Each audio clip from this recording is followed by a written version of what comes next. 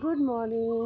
আজকে রিবনের last day এক্সামের, তাই আজকে ক্যাজুয়াল ড্রেস পরে যাওয়ার কথা। বুঝতেই আলাদা, ওকে দেখে আমার নিজের লাস্ট ডে স্কুলের এক্সামের কথা মনে পড়ে যাচ্ছে, খালি ব্যাগ নিয়ে।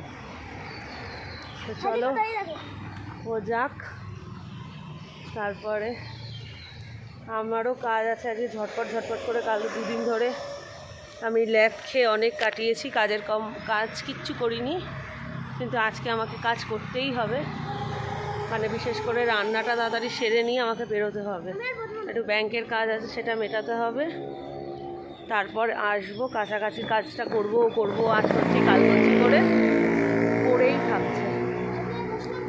চলো, আর এই গাছটা দেখে না মনটা মানে গার্ডেন হয়ে যাচ্ছে আর কি, এত সুন্দর লাগছে।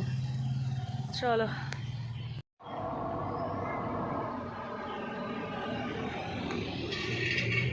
কিছু রান্না করব। ডিমটা ভাজা হয়ে গেছে, পেঁয়াজটা এখানে মানে মিক্সি করলাম একটু হালকা, তো সেইটার জন্য আমি আবার গ্যাসটা বন্ধ করে দিয়েছি। এখানে দেখো তেল রয়েছে, এদিকে আলুটা ভাপিয়ে নিয়েছি, আর হবে হচ্ছে উচ্ছে ভাজা।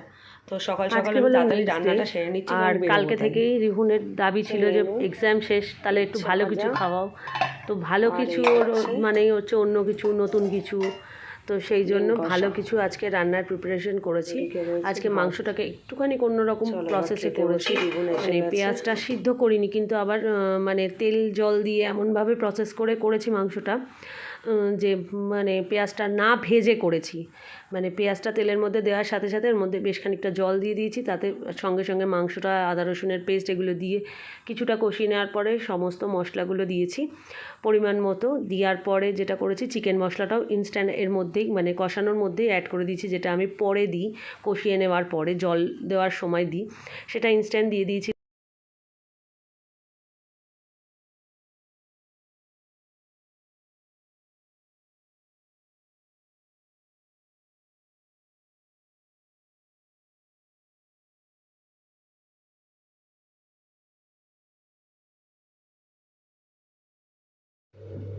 তো রিবনের পরীক্ষা হয়ে যাওয়ার পরে স্পেশাল রান্না, কোনো কিছু স্পেশাল খাওয়াও না, তো বানাচ্ছি একটুখানি স্পেশাল কিছু। সেটা হচ্ছে দেখে বুঝতেই পারছো, হলুদ চিনি নুন দিয়ে গোবিন্দভোগ চালটাকে ম্যারিনেট করে নিচ্ছি, এই ম্যারিনেট করে বলছি মাখিয়ে রাখছি, এক প্রকার ম্যারিনেশনও এটা বটে।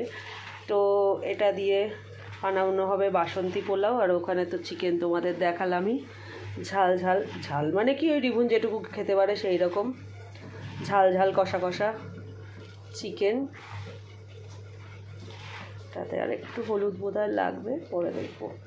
তো নুন চিনি দিয়ে এটাকে মাখিয়ে রাখলে কি হবে, তাতে ভাজার সময় সুবিধা হয়।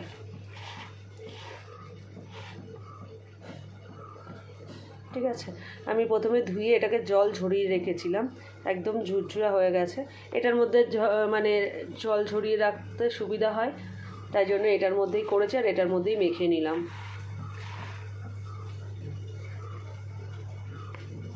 ঠিক আছে, চলো। এদিকে চিকেনটা দেখো, এই হচ্ছে কষা চিকেন।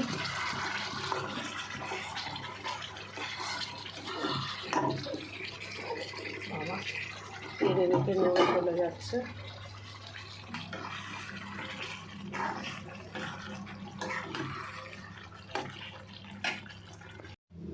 গোটা গরম মশলা, কাজু কিশমিশ তেজপাতা সব দিয়ে এটাকে ভাজা করে নেবো প্রথমে।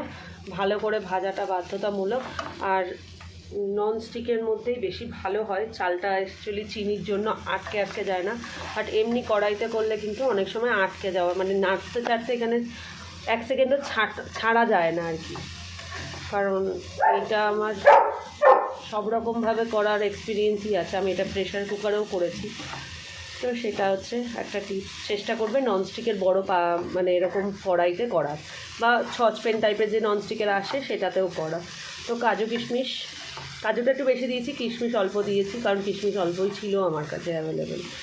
ঠিক আছে, কারণ রিবুনের টিফিনেও যায়, তো সব মিলিয়ে মিশিয়ে আর কি। যাই হোক, নুনটাও আন্দাজ মতো কমই দেবে, কারণ এটা যেহেতু একটু মিষ্টি পোলাও, প্রয়োজন হলে একটুখানি নুন মেখে বা বিট লবণ ছড়িয়ে নিতে পারবে, কিন্তু বেশি হলে আর কিছু মেকআপ দিতে পারবে না। সেটা নুন সবসময় এই পোলাওয়ের ক্ষেত্রে, মিষ্টি পোলাওয়ের ক্ষেত্রে কমই দেবে। ঠিক আছে, এটা ভালো করে নেড়ে জল দিয়ে ঢাকা দিয়ে দেবো। হচ্ছে স্পেশাল লাঞ্চ থালি, সানডে স্পেশালও বলতে পারো, রিবুনের এক্সাম শেষ সেই স্পেশালও বলতে পারো। তো যাই হোক, মাংসের ঝোলটা জাস্ট অমায়িক দেখতে হয়েছে, মুখে দিয়ে দেখেওছি। ব্লগটা যদিও আগে শেষ করে দিয়েছিলাম, কিন্তু বাসন্তী পরে ভাবলাম যে এটাও করে রাখি, কিছুটা প্রিপারেশন এগিয়ে রাখি। কালকে যেহেতু হোলি, আর হোলিতে আসছে বাবি, তো একটু তো হোলি খেলাই হবে।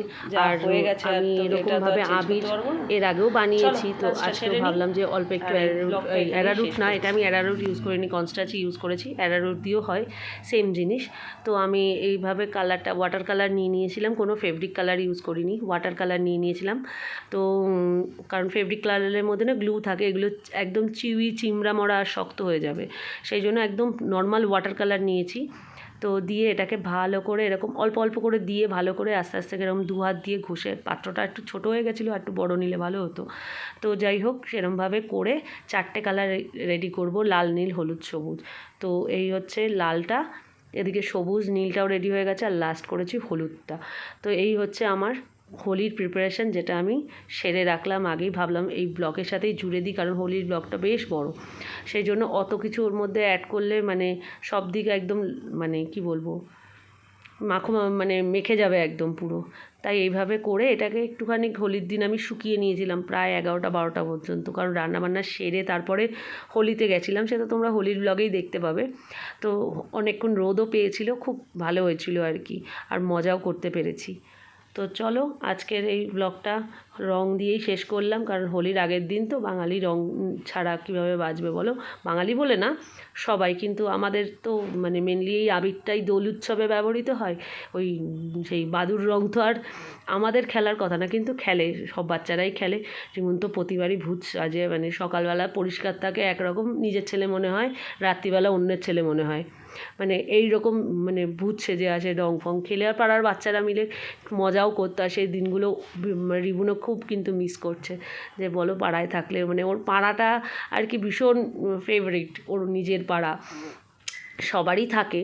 তো সেই বন্ধু বান্ধব মিলে এনজয় করার দিনগুলো ওরও মনে পড়ছে, পুরনো ফটো দেখে ও সেগুলো রিকল করার চেষ্টা করছে, যে ভালোই তো মজা হচ্ছে, এখানে তো কেউ হোলি খেলে না। আর ব্যাঙ্গালোরে একদম হোলি বিরুদ্ধ একটা স্টেট, এরকম ব্যাপার, ব্যাঙ্গালোরের নিজস্ব লোকেরা কেউ হোলি খেলে না। তো যাই হোক, চলো, হ্যাপি হোলি দিয়েই ব্লগটা শেষ করছি। টাটা, কালকে দেখা হবে নতুন ব্লগে।